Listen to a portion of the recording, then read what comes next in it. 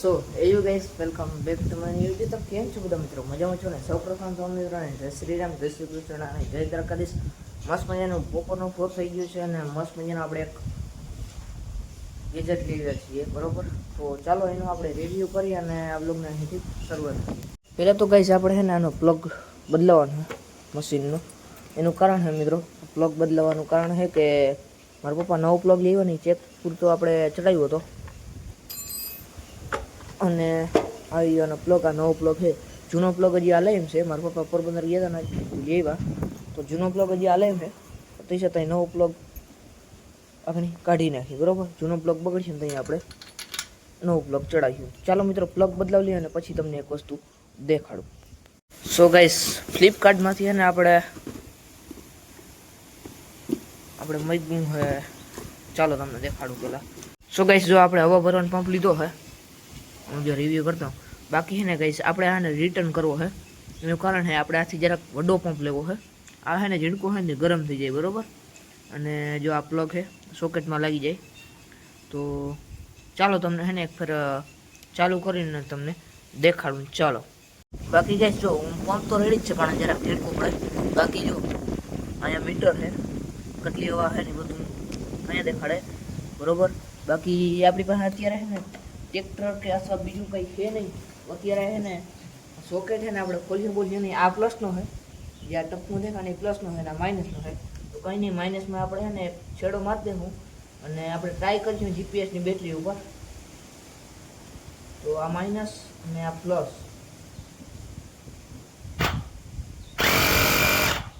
જોઈએ ને મિત્રો? તમને દેખાય? નથી દેખાતો. ચાલો દેખાડું. હવે દેખાય ગયો.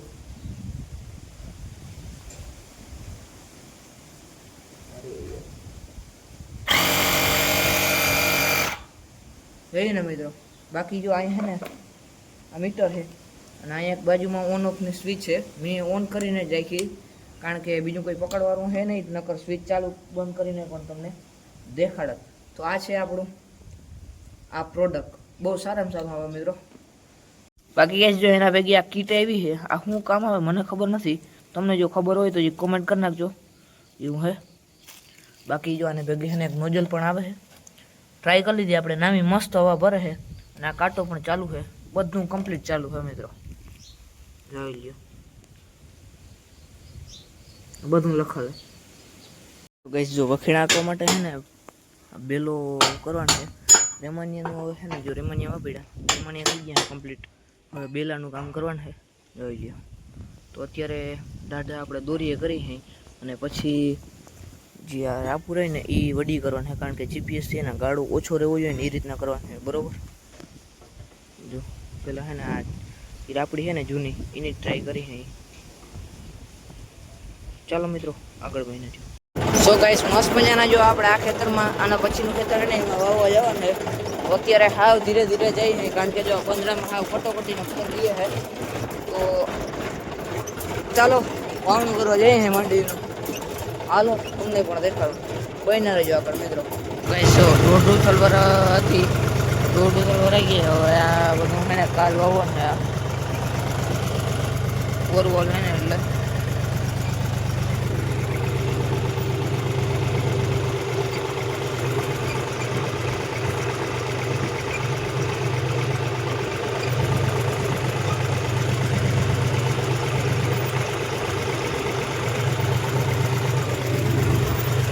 બાકી નાસ મજાનું જો આપણું જેટી અહીંયા પડ્યું છે. કેમ પાર્ક આપણે કેમ કર્યું, વાવણું કરી નાખ્યું મસ્ત મજાનું. અને બાકી છે ને એક વસ્તુ દેખાડું તમને. દેખાડ્યું નથી દેખાડ્યું મિત્રો તમને? સ્ટીકર દેખાડ્યું નથી દેખાડ્યું? કોમેન્ટ કરી નાખજો મને. બાકી ખબર નહીં ટી શર્ટ દેખાડતો લીડરનું સ્ટીકર છૂટા, બરોબર? બાકી જલ્દી એક નવું સરપ્રાઈઝ આવી છે. ચાલો મિત્રો આ વ્લોગ પૂર્ણ કરવું કે નથી કરવું? ચાલો હવે ફટાફટ પૂર્ણ કરી જ દઈ. તો ચાલો મિત્રો આજના વ્લોગ માટે બસ એટલું જ. મળી કાલ બીજાને. તમે કદાચ બ્લોગ છે રામ રામ ડેરીને જય શ્રી રામ, જય દ્વારકાધીશ. ચેનલ પર ના હોય તો સબસ્ક્રાઈબ કરી નાખજો. બ્લોગ ગમે તો લાઈક કરી નાખજો અને ના ગમે તો લાઈક કરવાનું તો ભૂલતા જ નહીં, બરાબર? ફેસબુક પેજ બનાવવાનું તો ફોલો કરી નાખજો. કાલે મળીએ નવો વ્લોગ છે ને તમે કદાચ કન્ટેન્ટ હતા. તો બધા મિત્રોને રામે રામ ડેરીને જય શ્રી રામ, જય દ્વારકાધીશ.